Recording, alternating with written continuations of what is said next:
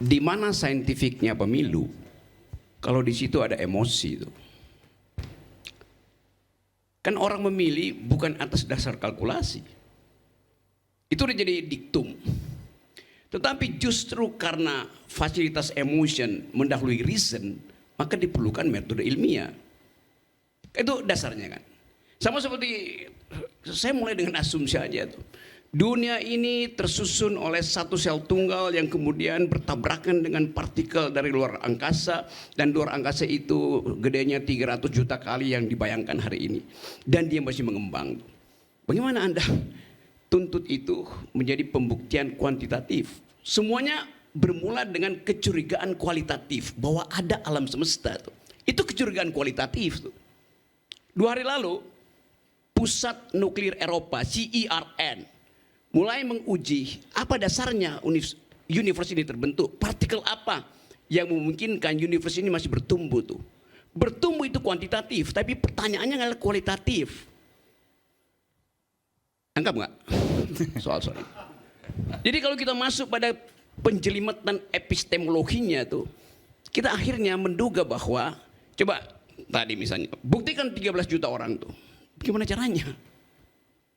Kalau begitu kita mesti persona satu persatu kita bawa tuh.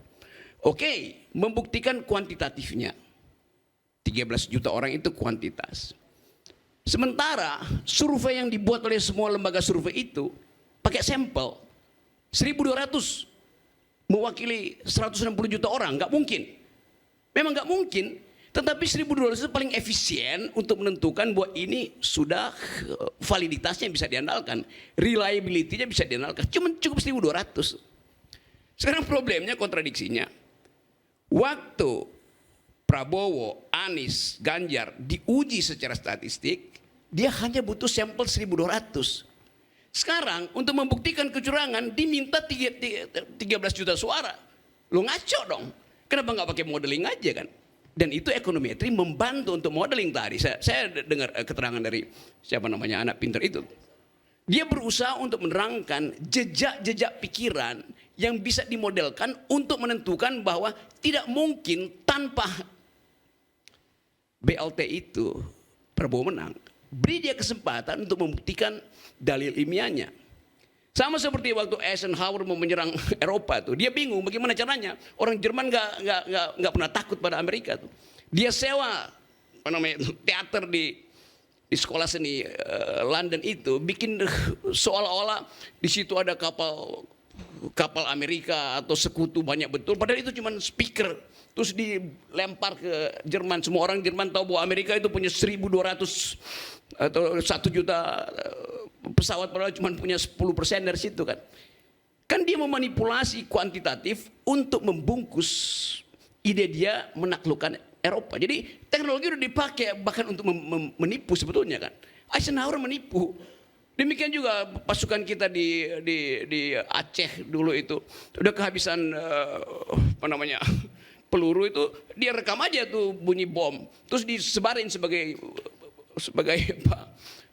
suara betulan. Padahal cuma rekaman itu. Jadi kalau mau soal saintifik itu, bahkan sampai pada penelitian partikel terakhir yang menyusun bumi, yang dalam seminggu ini lagi dibicarakan di seluruh dunia itu menunjukkan bahwa ada kualitas pertanyaan untuk menghasilkan bukti kuantitatif. Dalam politik, pertanyaan kualitatif itulah yang akan mendorong pembuktian kuantitatif. Kalau saya bilang, dari awal saya mencurigai Presiden Jokowi tidak jujur. Buktikan secara kuantitatif. Pembuktian itu untuk menuntun saya supaya heuristik saya itu bekerja tuh. Kalau dari awal saya bilang Jokowi itu orang yang paling jujur di Asia Pasifik, gak mungkin saya timbulkan kecurigaan tuh. Jadi kecurigaan adalah prinsip pertama untuk memulai penelitian ilmiah. Curiosity namanya, heuristik namanya itu. Itu dasarnya kan. Semua itu datang dari kecurigaan, dan itu adalah gerakan passion, bukan gerakan reason. Ilmu pengetahuan tumbuh karena passion, bukan karena reason. Modeling diperlukan untuk reasoning. Tetapi pertanyaan-pertanyaan akademis tumbuh dari soal-soal yang menyangkut kecurigaan terhadap keadaan. Tapi menurut Anda, iya. Menurut Anda MK tidak mungkin mengabulkan ini semua karena pasti akan berpikir kuantitatif. 13-14 juta dari mana? Dulunya kita itu berpikir 13-14 juta kalau mau dapat 2 putaran. Iya. Tapi Artinya harus keseluruhan diturunkan itu. Tapi suara ini dari dirapihin nih, 02 96 juta. Iya. Jadi itu bedanya. Nah sekarang begini, kalau saintifik dalam peradilan pemilu, semua keputusan itu tidak bisa berdasarkan sampel. Dia harus keseluruhan populasi. Makanya kemudian waktu di Georgia terjadi, Trump mengatakan ada kecurangan di Georgia. Dihitung ulang seluruh suara, tidak bisa disampel. Karena dalam pemilu itu bukan kalau quick count sampel, tapi kalau pemilu the whole populasi, universal suffrage. Maka kalau ada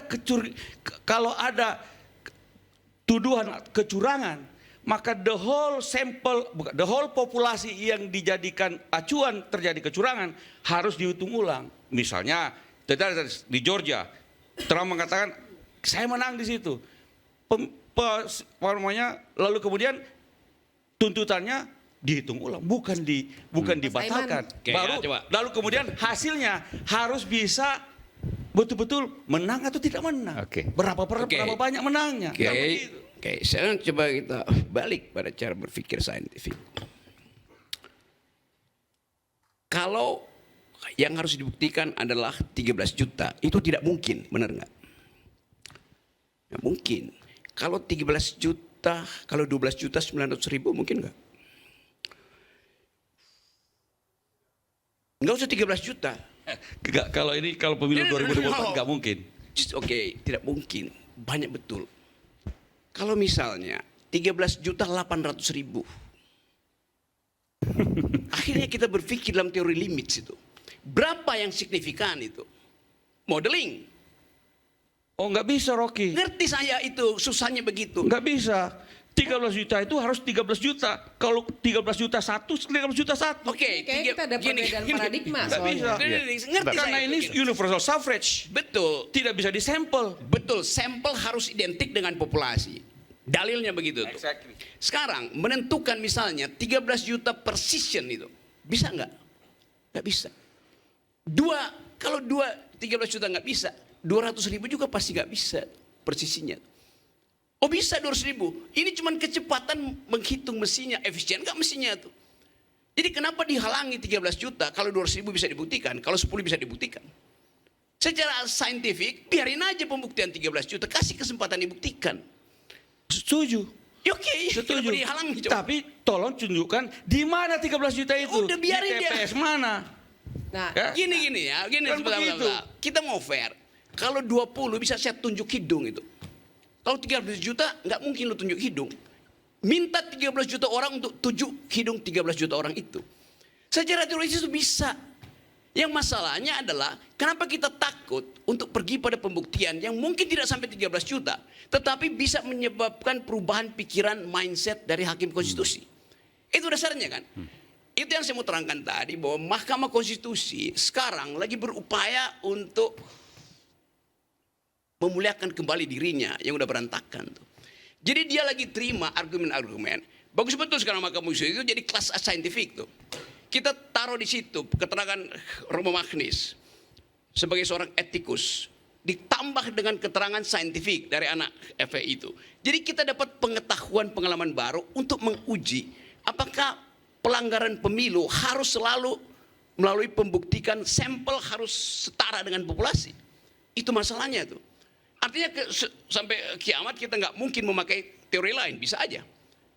Kan kecurigaan itu datang. Kalau saya misalnya, saya bilang tiga-tiganya itu curang. Kenapa? Karena tiga-tiganya memanfaatkan threshold 20% yang sebetulnya curang dari awal teori itu. Yang juga dibantah oleh Kalau itu kita cocok. Ya karena itu dasarnya. Jadi saya paham maksudnya apa yang Bung Rocky. Saya terang sedikit lagi. Sebelum pemilu dimulai, saya bilang pada Pak Luhut Binsar Panjaitan, dia tanya soal pemilu kenapa kau protes? Saya bilang aku mau bikin gerakan LBP. Apa itu? Liga Boykot Pemilu. Dia jangan pakai nama aku, saya bilang nggak pakai. Karena dari awal kecurangan itu udah dimulai di situ tuh. Threshold 20%, lalu Jokowi mulai cawe-cawe, 3 periode, perpanjang segala macam. Jadi Di belakang kepala kita udah bekerja curiosity untuk menagih bahwa Jokowi di ujungnya dia pasti curang. Nah proses ini akan dibuktikan dengan argumen akademis, kualitatif segala macam tuh. Jadi kita dorong dulu ini pembicaraan itu sehingga kita tonton itu, kita kasih komentar aja kan. Jangan kita halangi itu, menghalangi artinya berupaya untuk mengendalikan hasil result. Jadi biar hasil itu diputuskan Mahkamah Konstitusi. Kita juga mau didik nih hakim Mahkamah Konstitusi, jangan sekedar menjadi the guardian of the constitution, the guardian of the moral supremacy di dalam soal-soal demokrasi. Kayak itu intinya kan. Apalagi kalau kita katakan bahwa jejak awal kecemasan 02 itu terbaca pada kalimat-kalimat Jursil Isa Mahendra. Dia mulai ragu nih. Bahwa secara moral memang dia tolak. Tapi karena itu fakta positif, makanya mesti terima. Tadi saya terangkan di media massa, bahwa coba Yusril periksa argumen yang sama dipakai oleh pembela-pembela Hitler yang mengatakan bahwa tidak ada salahnya menerima perintah Hitler untuk membunuh orang. Di pengadilan Nuremberg nilainya diubah tuh. Anda manusia, Anda mesti pikir bahwa hukum positif itu bisa Anda atasi, bisa Anda tidak patuhi. Maka mulai ada istilah pembangkangan pada perintah komandan karena dasarnya moral. Kan kita belajar dari Perang Dunia Kedua kan. Saya cuma pakai Yusril karena saya tahu Yusril belajar sedikit juga tentang hal yang disebut fungsi etik di dalam hukum itu. Oke. Kalau pertanyaan Hotman Paris itu memang nggak berharga untuk ditanggapi. Saya senang tadi. Bang Adi, Mau nanti kita akan kembali lagi. Saya berikan kesempatan Bang Adi banyak juga.